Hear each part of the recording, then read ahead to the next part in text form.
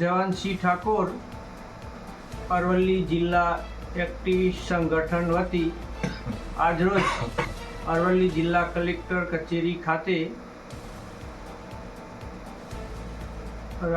મહામહિમ રાષ્ટ્રપતિને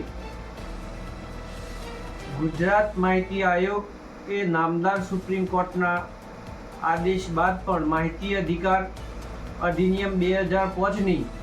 કલમ 4 અન્વયે પ્રોએક્ટિવ ડિસ્ક્લોઝર માહિતીની